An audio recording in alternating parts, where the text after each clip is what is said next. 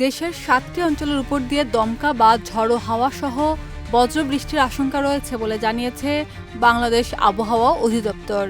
এই কারণে সংশ্লিষ্ট এলাকার নদীবন্দরগুলোকে সতর্ক সংকেত দেখাতে বলা হয়েছে।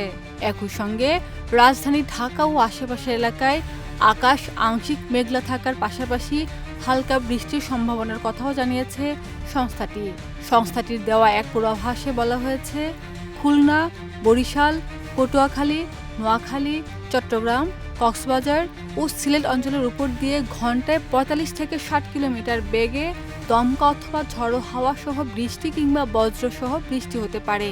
এ কারণে এসব এলাকার অভ্যন্তরীণ নদীবন্দরগুলোকে ১ নম্বর সতর্ক সংকেত দেখাতে বলা হয়েছে। এদিকে সংস্থাটির আরেক পূর্বাভাসে বলা হয়েছে, ঢাকা ও তার পার্শ্ববর্তী এলাকার আকাশ আংশিক মেঘলা থাকতে পারে এবং হালকা বৃষ্টি হতে পারে। দক্ষিণ বা দক্ষিণ পূর্ব দিক থেকে ঘন্টায় ৮ থেকে ১২ কিলোমিটার বেগে বাতাস প্রবাহিত হতে পারে। দিনের তাপমাত্রা প্রায় অপরিবর্তিত থাকতে পারে।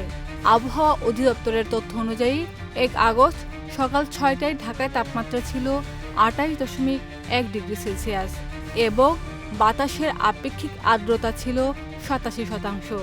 এর আগে ৩১ জুলাইয়ের সর্বোচ্চ তাপমাত্রা ছিল ৩৩.৬ ডিগ্রি সেলসিয়াস। গত ২৪ ঘন্টায় ঢাকায় কোনো বৃষ্টিপাত রেকর্ড করা হয়নি।